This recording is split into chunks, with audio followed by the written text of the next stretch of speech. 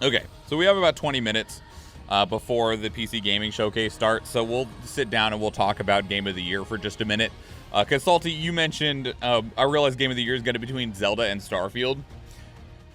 Here's the problem, okay, is that I am worried that Legend of Zelda Tears of the Kingdom is just going to win by default, and not because I don't think it deserves it, okay?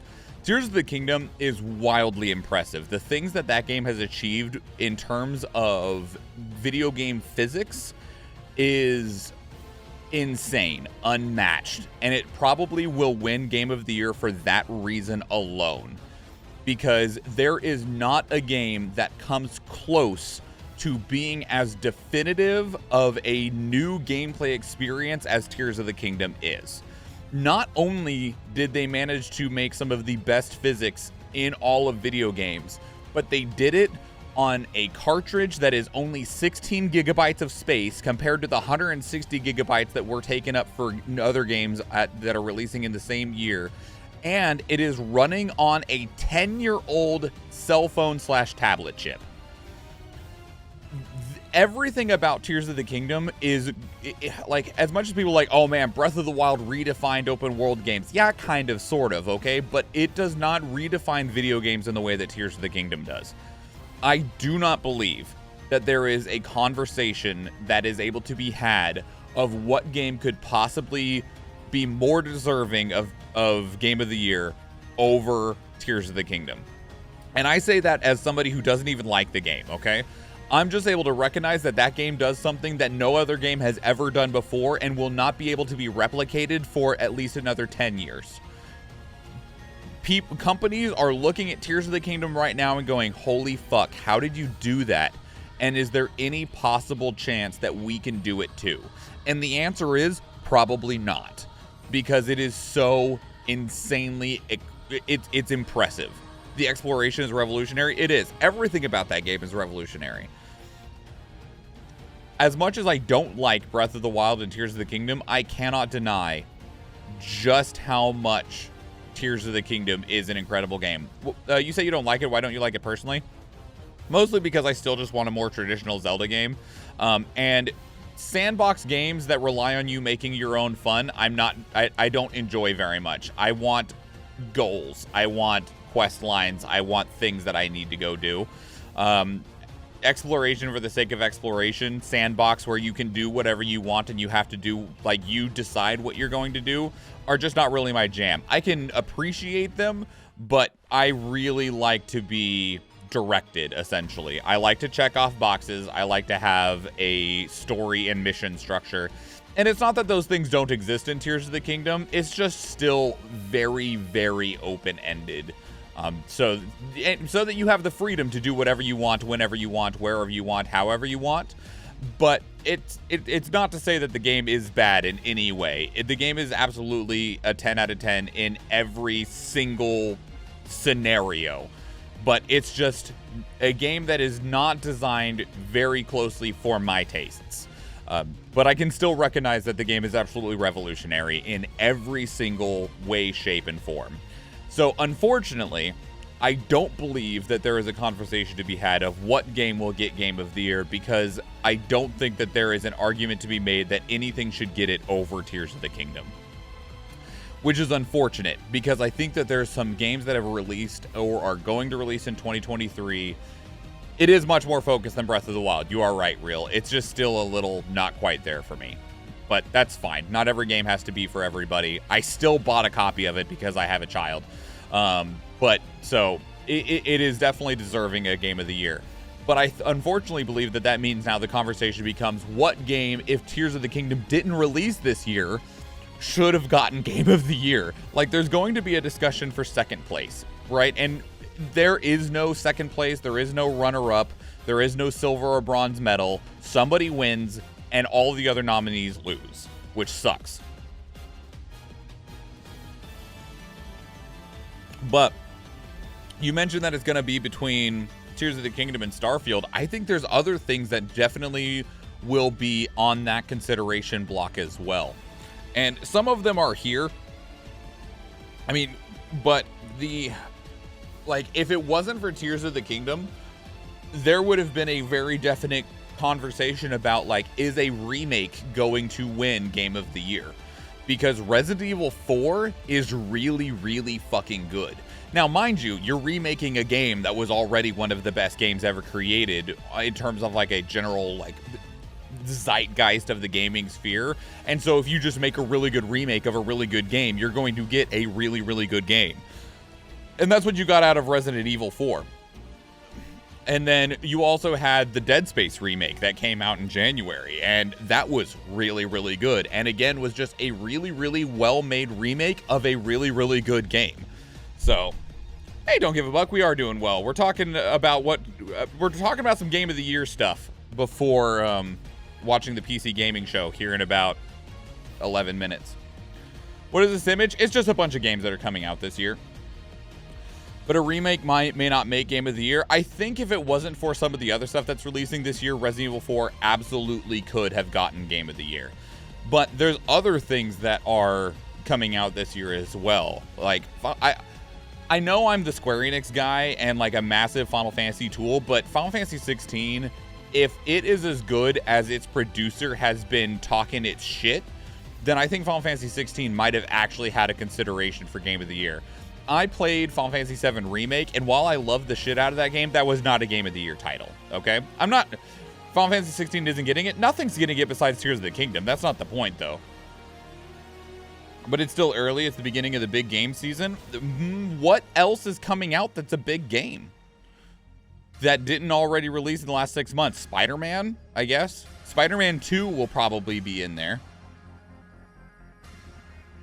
But we don't have very many large titles left. We have Armored Core 6, but Armored Core 6 is not going to be the From Software Soulsian that has gotten Game of the Year the last like 3 Soulsians that they've released. It'll be interesting to see how the public receives Armored Core. I'm excited for Armored Core, but that's because I played Armored Core before Dark Souls was a thing, right? I played Armored Core back in the day, and I loved those games, but I don't think that Armored Core is going to get the attention that something like Elden Ring or Dark Souls 3 or Sekiro Shadows Die Twice is going to get. And Spider-Man will probably be in there. And then I would not be surprised if Street Fighter 6 actually got more consideration. Street Fighter 6 is one of only like 3 games this year that has scored in the 90s. It sold over 1 million copies in its first like day and a half, which is unheard of when it comes for fighting games, even Street Fighter, and everybody's freaking playing it. So while I don't believe that there's a world, even without Tears of the Kingdom around, that Street Fighter 6 wins Game of the Year, I could see a world where Street Fighter 6 actually gets a Game of the Year nomination. Because it is really, really good. From both a competitive and a casual standpoint, from people that wanted, wacky game modes to people that wanted a story mode. It has everything that you want in a fighting game and more. And it's really accessible and really approachable. So, like, while it doesn't have a chance of winning, even if Tears of the Kingdom didn't exist, I think that there's a possibility that it could have been on the nomination block. What else actually came out this year? This is actually a pretty good picture. I'll be curious to see how Lies of P actually lands. Lies of P is up in that far left corner that you can barely see. The Pinocchio Soulsian game that's been floating around for the last, like, 6 years or something like that. It's from a very green studio, but it looks really, really, really good. And Soulsians, for some reason, do really freaking well when it comes to Game of the Year style nominations and stuff like that. So, but that lands in August, so we'll see where that ends up being in terms of if it gets any type of legitimate curiosity or not. The fuck is a Pinocchio Souls? It's just a Soulsian game, but you play as Pinocchio. Like that's what I mean by Pinocchio Souls. You are playing as Pinocchio. Is Hades? I don't think Hades 2 is supposed to be out this year. We don't have a release date for Death Stranding 2. Aliens Dark Descent releases this week, but it's not going to be there. Wild Hearts could have potentially gotten a consideration if it wasn't completely plagued with terrible performance issues. So, one that'll also be interesting to see, Diablo 4 actually could end up with a nomination as well. One that'll also be interesting to see is if Stellar Blade releases this year. I was really surprised that we didn't see Stellar Blade during the PlayStation Showcase, because that was one of the big things that they showed off at the last State of Play.